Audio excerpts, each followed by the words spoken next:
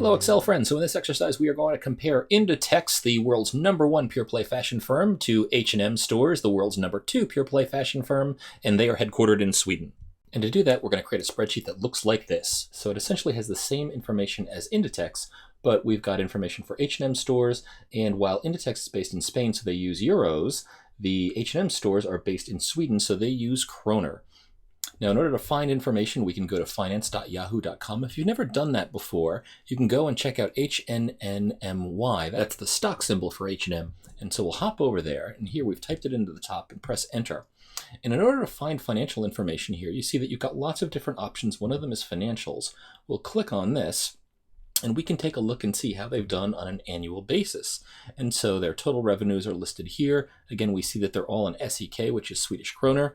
And if we want to go down and get net income, we can see that the net income figure is right here. So now the format that we have for Inditex is going to be identical to the format that we have for H&M stores. So what we can do is we can take the stuff that's in A1 through D5, we can paste that in. You can see that it starts over here at A7, and then we can simply change the values that relate to H&M stores. So I'll click in cell A1, hold down the mouse, drag to cell D5, and then I'll copy this selection. On the Mac, that would be Command-C. On Windows, it would be Control-C. Then if I move my cursor down to A7 and then paste, on the Mac, that's Command-V. On Windows, it's Control-V. And we see a copy of everything that I selected is now pasted in, starting at A7. So now what I'm going to do is I'm going to click into cell A7, and I'm going to change that to H&M stores. I'm going to click here in cell B8, and I'm going to change that to value in millions of kroner.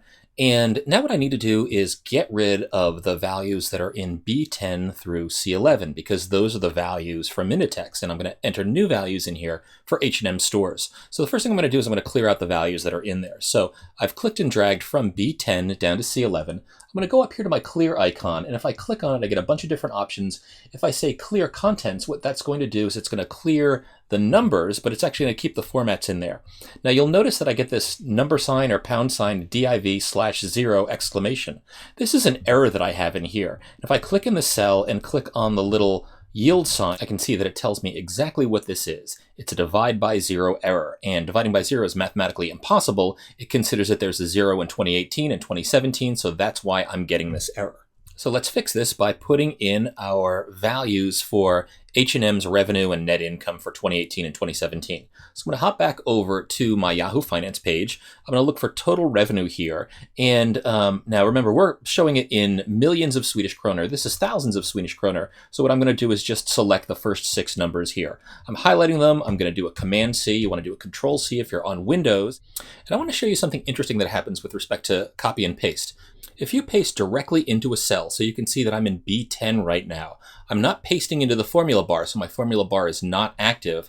What Excel is going to do is it's going to take the format off of the clipboard and put that in the cell. So if I paste it in and press enter here, I can see that I've lost my accounting $ format here. The font is actually a little bit bigger. It's a different font than I'd had previously, and that's not what I want. So I'm going to undo that with a Command-Z on the Mac or Control-Z on Windows. And instead, if I go back to B10, but I click directly into the formula bar and then do a Command-V, that's just going to paste the value in, but it's not going to paste the format in. And if I press enter here, we can see I retain the accounting format that I had there previously. So again, if you want to keep the cell's existing format, you want to click into the formula bar so that it becomes active. You can see with the red X and the green check that it is active. If you don't want that, and you want to use the format that comes off of the clipboard, then don't paste into the formula bar here. I'll click off of X to get rid of the formula bar, just paste it directly into the cell. So now let's go get the 2017 revenue figures for H&M. And I'm going to take just the first 6 values there. I'm going to Command-C on the Mac. You want to Control-C if you're on Windows. And I'm going to click up here into the formula bar so it becomes active. I'm going to paste that in and press enter, and we can see that I retained my format here. And now I'm going to get my net income figure for 2018 and for 2017. So just scroll down here, and there's my net income figure. And again, I'll take my first 5 figures here, because that's going to give me the value in millions as opposed to thousands of kroner. And I'm going to grab the 2017 figures that are right next to it, which is 16,184, and click in my formula bar, paste in there. And we see, holy smokes, H&M really had a terrible year. They saw their revenue grow by 5%, but they saw their net income shrink by 22%. Now, before we head off and do our next exercise, why don't we change the formatting, because we have accounting format here, but it's in dollars for both the euros and for the kroner. And well, the $ symbol is not the symbol for euro. So what I'm going to do is I'm going to highlight from B4 to C5, and I'm going to go up here to the $ format that I'd had.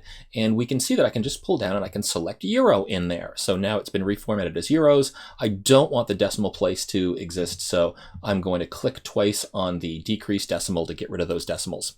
Now over here for Swedish kroner, I'm going to highlight from B10 to C11. I'm going to go back up here again, and I don't see Swedish krona up here as a format. So I'm going to select more accounting formats. Now, as I take a look under symbol, which is dollar, I can see a bunch of different symbols in here, and unfortunately it's not organized alphabetically. But if I scroll down here, the symbol for Swedish kroner is actually KR, so I can see down here is the Swedish kroner symbol. If I click on OK, I can see that my currency here is formatted, and I'm going to also shrink down my decimal places as well, so that I'm comparing euros to kroner. Now, if you take a look at this, our growth figures are going to be consistent regardless of what the currency I have in here, but it would be nice if we had a common currency to compare them against. And since I'm in the United States, I'm going to convert both my euros and my kroner to dollars, and I'm going to do that over here in the next example.